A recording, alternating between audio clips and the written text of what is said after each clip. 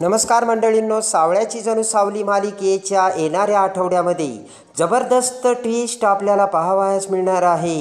आणि त्यामध्ये आता अस्मीने भयानक कट रचून आता वेगळा मुखवटा घातलेल्या माणसाकडून आता अस्मी ही सावलीला ब्लॅकमेल करत असते आणि सारंगपासून बाजूला राहायचे असं ब्लॅकमेल करत असताना वेळोवेळी आता तो माणूस मेंढरांच्या आऊट हाऊसमध्ये दररोजच येऊन बसलेला असतो आणि प्रत्येक वेळेस सावलीला फोन करून तो सारंगपासून बाजूला राहण्याचे सांगत असतो.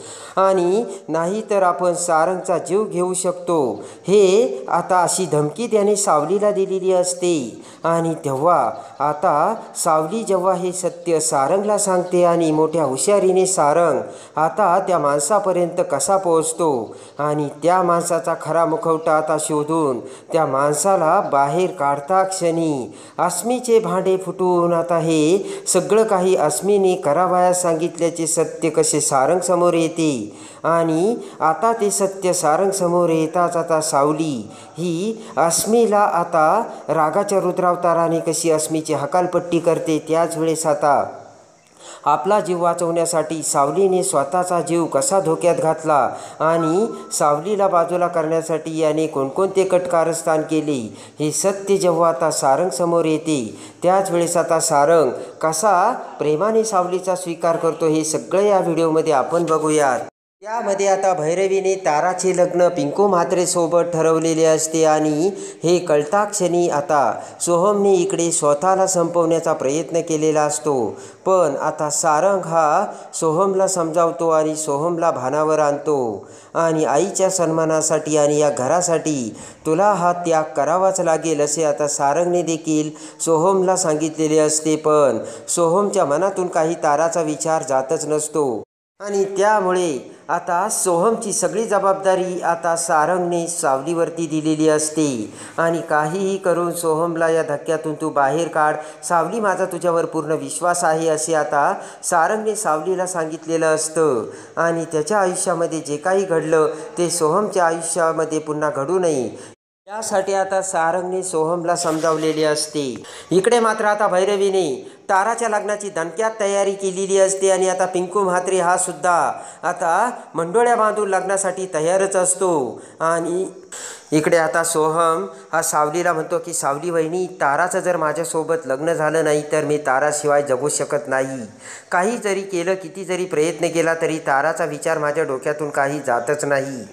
सोहमची झालेली ती अवस्था बघताच आता सावली म्हणते की सोहम भाऊजी, तुम्ही काही काळजी करू नका, तारा आणि तुम्हाला एकत्र आणण्याची जबाबदारी माझी, मी तुम्हाला प्रॉमिस करते. आणि काही जरी झालं तरी मी ताराला तुमच्या सोबत आणीलच. ते ऐकून आता सोहमला खूप हायसे वाटलेले असते आणि आता काय करावे आणि काय नाही हे सगळं कळत नसतं. सोहम म्हणतो की सावली वहिनी, आता तू हे सगळं घडवून आणण्यासाठी काय करशील? तर सावली म्हणते तुम्ही काही काळजी करू नका.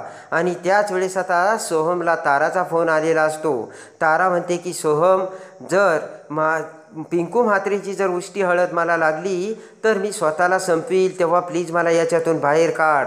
आणि आता ताराचं लग्न असल्याचे आता सोहमला समजलेले असते आणि सावलीला सुद्धा मोठा धक्का बसलेला असतो. इकडे आता वारंवार तो अस्मीने पाठवलेला माणूस हा सावलीला फोन करून त्रास देत असतो. काही जरी झालं तरी सावलीला सारंगपासून बाजूला करायची हा अस्मीचा डाव असतो आणि त्यासाठी फोन करून आता तो माणूस सावलीला धमकावत असतो. तो माणूस म्हणतो की सावली, छोटंसं काम आहे सारंगपासून बाजूला राहायचं, आणि जर तू तसं केलं नाहीस ना सारंगचा कधीही जीव जाऊ शकतो सावली. आणि त्याच वेळेस त्याने आता सारंगचा जीव कसा जाऊ शकतो याची एक झलकही सावलीला दाखवलेली असते. आणि एक आता सरप्रायझिंग बॉक्स घेऊन कुरिअरवाला सारंगच्या रूममध्ये ठेवतो आणि तो माणूस आता सावलीला फोन करून सांगतो की सारंगच्या रूममध्ये आत्ताच एक कुरिअरवाला गेला आहे, त्याने एक बॉक्स ठेवला आहे, त्या बॉक्समध्ये काय असेल सावली, त्यामुळे सारंगचा जीवसुद्धा जाऊ शकतो सावली. आणि ते ऐकताच वाऱ्याच्या वेगाने सावली तिथे आलेली असते आणि सावली तिथे येताच सारंगला त्या बॉक्सपासून बाजूला करून सावलीने स्वतःचा जीव धोक्यात घालून तो बॉक्स उघडलेला असतो खरा, पण त्या बॉक्समध्ये एक बावला निघालेला असतो आणि जर त्या बॉक्समध्ये दुसरं काही असतं तर सारंगचा जीवही गेला असता. तेव्हा तू सारंगपासून बाजूला राहा अशी धमकी त्या माणसाने आता सावलीला दिलेली असते. आणि आता या माणसाला काय करावे आणि काय नाही हे आता सावलीला झालेले असते. आणि आता सारंग सरांपासून बाजूला राहायचं, सारंग सरांचा जीव वाचवायचा. इकडे आता ताराला सुद्धा सोहमबरोबर आणायची. हे सगळं आता सावलीवरती पडलेलं असतं. आणि इकडे आता सावली विचार करत असते. तेवढ्यात आता सारंग म्हणतो की सावली काय झालं, कसला विचारात आहे. तेव्हा आता घडलेली सगळी हकीकत सावली आता सारंगला सांगते. आता सारंगसमोर सगळं सत्य आलेलं असतं. म्हणजे आत्तापर्यंत त्या माणसाने सावलीला आपल्यापासून दूर ठेवण्यासाठी हे सगळं काही केलं आणि आपला जीव धोक्यात आहे याची भीती सावलीला घालून दिली. आणि लगेच आता सावली म्हणते की सारंग सर, पण तो माणूस ना इथेच कुठेतरी लपून सगळं बघतोय. कारण त्या दिवशीसुद्धा त्याने जो बॉल फेकला तो पाण्यात फेकला ना, तेव्हा मी तुमच्याकडे पळत आले नाही तर तो बॉल तुम्हाला देखील लागला असता. म्हणजे तो सगळं काही इथूनच करतोय. सारंग म्हणतो की अच्छा. आणि आता सारंगने त्याच्या घरचे सगळे CCTV ॲक्टिव्ह केलेले असतात.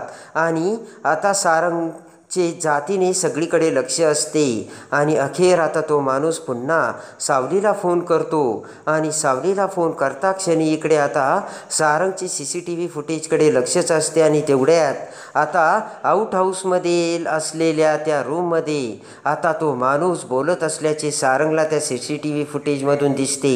पटकन आता वाऱ्याच्या वेगाने सारंग त्या आउट हाऊसमध्ये जातो आणि त्या माणसाला रंगेहात पकडतो. आता सारंगने त्या माणसाची कुत्र्यासारखी धुलाई केलेली असते. आणि लगेच तो सारंग म्हणतो की सांग, तुला हे सगळं कोणी करायला सांगितलं. तेव्हा त्या माणूस आता अस्मीचं नाव घेतो आणि म्हणतो की अस्मीने यासाठी मला पैसे दिले होते. अस्मी मॅडमनेच मला हे सगळं करायचं सांगितलं होतं. आता सारंगला खूप राग आलेला असतो. रागाने त्या माणसाला सारंग आता सगळ्यांसमोर आणतो. अस्मी जेव्हा त्याला बघते तेव्हा आता अस्मीच्या तर पायाखालची जमीनच सरकलेली असते. सारंग म्हणतो सांग, तुला हे कुणी करायला लावलं. तर तो माणूस अस्मीकडे बोट दाखवतो. तिलोत्तमाला ते सगळं काय चाललं ते काहीच कळत नसतं. तेव्हा सारंग आता सगळी हकीकत सांगतो. आणि या माणसाने मला 2दा जीवे मारण्याचा प्रयत्न केला. आणि असे सारंग जेव्हा तिलोत्तमाला सांगतो, आता तिलोत्तमाला सुद्धा अस्मीचा राग आलेला असतो. सावली तर एवढी लालेलाल झालेली असते. रागाच्या रुद्रावताने लालेबुंद सावली आता पटकन अस्मीसमोर येते. आणि सारंगला मारण्याची या माणसाने प्रयत्न केल्यामुळे आता सावलीला खूप राग येऊन लगेचच सावली ही अस्मीचे नरडे दाबते. अस्मीचा गळा दाबता क्षणी अस्मी ओरडू लागते. आणि आता सनकन अस्मीच्या कानाखाली मारून सावलीने आता अस्मीला तेथून हाकलून दिलेले असते आणि जाण्यासाठी सांगितलेले असते. पहिल्यांदा आता सारंगसाठी सावली हक्क दाखवून अधिकाराने बोललेली असते आणि अस्मीला त्या घरातून जायचं सांगितलेलं असतं. तिलोत्तमाला सुद्धा आता अस्मीचा राग आलेला असतो. तर आता सावली आणि तिलोत्तमा अस्मीची हकालपट्टी करून आता सावली तारा आणि सोहमला कशी एकत्र आणते हे बघण्यासाठी आणि सावळ्याची जणू सावली मालिकेच्या डेली अपडेटसाठी बेल नोटिफिकेशनवर क्लिक करून आपल्या चॅनलला लाईक करा, सबस्क्राईब करा.